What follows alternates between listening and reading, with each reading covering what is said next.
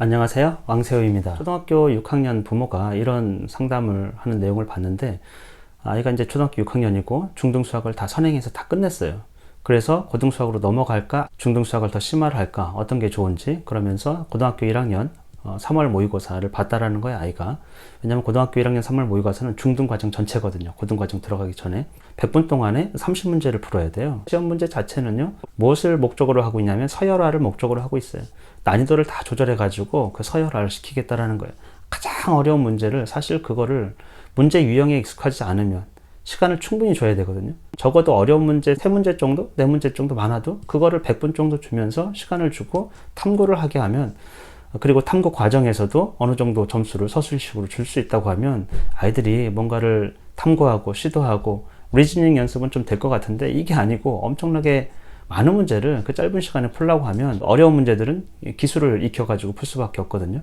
그래서 사교육하는 사람들이 무슨 얘기를 하냐면, 구멍이 있다, 그래서 심화를 더 해라, 중등 심화를 더 해라, 계속 뭐를 더 하라고 그래요. 그 전제는 뭡니까? 맞으라는 거죠. 모든 문제를 이해할 수 있을 만큼. 근데 그 문제를 자세히 들여다보면 그 문제를 꼭 풀어야 될 이유가 없어요. 그 문제 자체에 그렇게 큰 가치가 있는 게 아니에요. 아주 어려운 문제도 마찬가지예요. 그 모든 학생이 그 문제를 풀어야 될까? 그런 이유가 있을까? 왜 교육은 그런 방식으로 이루어질까? 그래서 근본적으로 부모는 고민을 하게 돼요. 우리 아이가 저런 문제를, 극한 난이도 있는 문제를 풀기 위해서 어마어마하게 새벽 1시까지 공부를 하게 중등 연령에 할 것이냐. 그럼 초등에서도 지금 중등 3학년 과정을 다 선행한다라는 거는 보통 문제가 아니죠, 이거는. 그러면 그것을 하기 때문에 다른 걸 못하는 것들이 많아요. 대체적으로는 가장 기본적인 독서, 높은 수준의 책을 못 읽는다라는 것이고, 그럴 시간이 없기 때문에 두 번째는 자기가 좋아하는 일, 재능 있는 일에 투자를 못해요.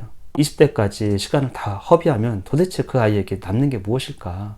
그 정도로 시간을 허비하고 투자할 만한 가치가 그런 문제에 있을까? 그래서 근본적으로 이런 부분에 대해서는 많이 생각을 해봐야 될 것 같아요. 사교육에서는 전부 다 올인을 하게 합니다. 투자를 막 하게 해요. 1점이라도 더 올려라. 경쟁 체제에서. 입시라는 거에서 조금 떨어져서 좀 볼 필요가 있을 것 같아요. 인생이라는 관점에서 보면. 그래서 제가 권하는 거는 해외에 가라는 거예요, 오히려. 유럽에도 가보고, 아시아 다른 나라도 가보고, 미국도 가보고, 우리가 지금 이런 정도로 하지 않고 그냥 자기 재능에 따라서 자기 좋아하는 거 찾아가면서 얼마든지 시간을 보내면서도 할 수 있다라는 것이죠. 오히려 사교육비 아끼면 충분히 그 정도 기반은 될 수 있지 않을까?